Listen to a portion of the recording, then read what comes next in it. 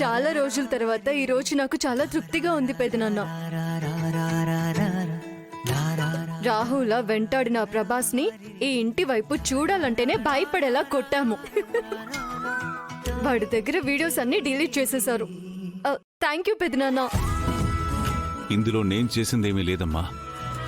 మీ ధైర్యమే వాడికి బుద్ధి చెప్పేలా చేసింది.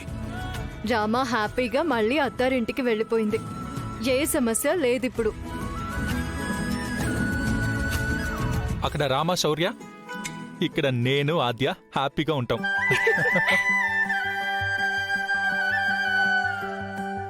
కరెక్ట్ చెప్పావురా. రేయ్, నీ సంతోషం నీ చేతిలో లేదు మైసన్, నీ మదర్ హ్యాండ్ లో ఉంది. ఆ చూపేంటే ఇప్పటిదాకా కోడలు తప్పు చేసిందని మాట్లాడావు కదా, ఇప్పుడు కోడలు కడిగిన ముత్యంలో వచ్చింది కదా, ఇకనైనా వీళ్ళ సంసారానికి శ్రీకారం చుడతావా లేదా?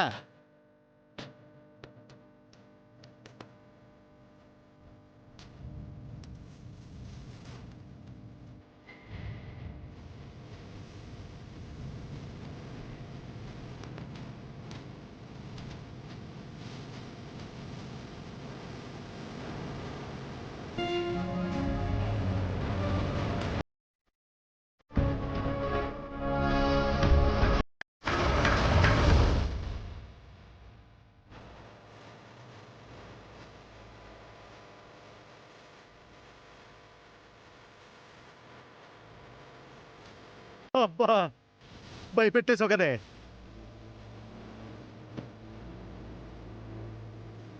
నన్ను క్షమిస్తావా ఆద్య?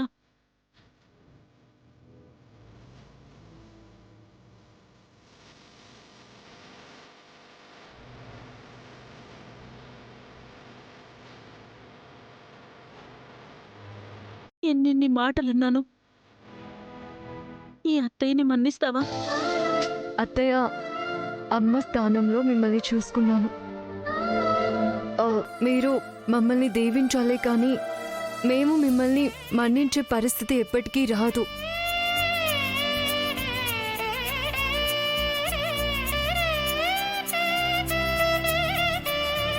నువ్వు తప్పు చేయకపోయినా ఈ ఇంటి ఆడపడుచుని, కుటుంబ గౌరవాన్ని కాపాడ్డానికి నువ్వు మాటలు పడ్డావు. నీలాంటి కూతుర్ని కన్న సంధ్య చాలా గొప్పది. నువ్వు మా ఇంటికి రావడం మా అదృష్టం.